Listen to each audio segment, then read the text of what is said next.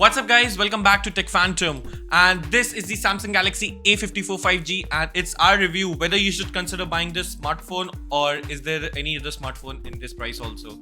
Now before getting this video, if you're new here then do consider subscribing to our channel Tech Phantom and hit that bell icon so you never miss an update from us. So now that you've done that, let's get started.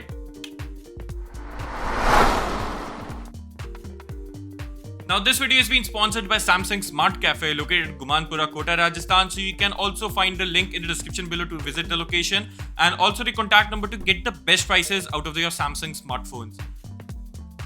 Now the very first thing, talking about the design, then the first of all, this color looks very beautiful and we earlier thought that it is a color which is specifically reserved for the flagship smartphones from the Samsung, but that's not the case. The phone looks very much similar towards the Samsung Galaxy S23 from the back, as it has the same camera aisle from its elder flagship sibling. Now, it is a triple camera setup with a 50 megapixel of a primary camera and also you get a 12 megapixel of an ultra wide camera and 5 megapixel of a macro lens. Now, the design of the phone is kept pretty much minimal. As you can see on the right hand side, there is just volume rockers and power button. The left side of the phone is kept pretty much clean and at the bottom you get a Type-C to charging port and also a stereo speaker setup in this phone. Now also to note, there is also a microphone to have a call, attend call. Now at the top of the phone you get a SIM tray which is a dual SIM. You won't be getting a hybrid in this one, and also a secondary noise cancellation mic. The phone also comes with IP67 water and dust resistance, which is indeed an addition to it, and also it has a Dolby Atmos support which we'll be testing out later after the display. Now talking about the display of this phone, then the display is a 6.4 inch of a Super AMOLED display with a 120Hz of high refresh rate, and it does comes with a good of a punchy colors in this phone. But one thing to also note is that it has noticeably bezels and a noticeably chin. Now the phone also has some of the things which you won't be finding in any other phones, such as it also comes with the 1000 nits of peak brightness and the Corning Gorilla Glass 5 protection is present on this phone. Now the dual stereo speaker setup in this phone is pretty premium, as you can see the difference between the Dolby Atmos sound and the normal sound.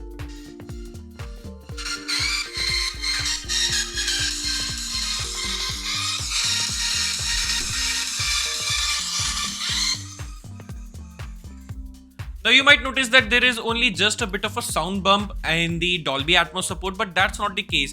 The overall sound experience when you are using a headphone, then this is really good to have.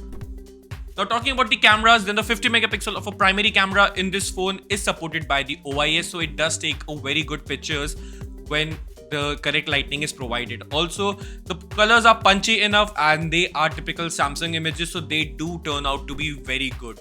Now also the ultra wide camera of this smartphone is of 12 megapixel, which is a bit of a soft on the side, but it can be improved via software upgrade, and the overall the experience of this phone with the cameras was good. The front selfie shooter is a 32 megapixel of a primary sensor and it's a punch hole camera, so it's indeed a pleasure to watch, and also the phone can support up to 4K at 30 FPS. The software experience on the Samsung smartphones is indeed the GOAT, as it comes with the One UI, fully One UI 5.1 out of the box and based on Android 13. Now the company is also promising a 5 years of an overall upgrade in the smartphone, which includes 4 years of OS upgrade and 5 years of security patch, which no other manufacturer is providing in the mid-range smartphones, and it's always good to have. Now the mid-range smartphone, this is a mid-range phone and it comes with the Exynos 1380 out of the box and as a processor, and the Exynos 1380 is almost as similar to the Snapdragon 778 5G processor, which is a decent processor. Now the phone doesn't get heat in a normal day-to-day or have a warm and a day-to-day usage life, and it also doesn't stutter while using the phone. But also if you are into a gaming, then an extended period of time can indeed heat any phone, provided that it is a mid-range smartphone. Also, one thing to note is that it is a very weird thing that Samsung is adding a bit of a bloatware in its phone, but the bloatware can be uninstalled like the Snapchat, Facebook and the other applications like Byju's, so they can be uninstalled when you are not going to use them. Now our overall verdict of this smartphone, whether you should consider buying this smartphone for 40,000 rupees in Indian market, is that you can consider buying this smartphone if you have a budget of 40,000 rupees. but it's a bit of a skeptical as its smartphone comes with a 50 megapixel of a primary camera, and it is a mid-range smartphone, but it's priced a bit higher. But if you can get this phone for the offers which are available on the Samsung's official website, and also overall you can get these offers and get the phone pricing, which can then after this phone can be considered if you are planning to buy. Now, one thing to also note is that the phone also has the OIS support with a 50 megapixel camera, a 5000 milliamp battery with a 25 watts of fast charging, and also the charging is not that much of a fast considering the competition, but again a 5000 battery does cover up overall. The overall Android experience is good on this smartphone, and you can consider this smartphone.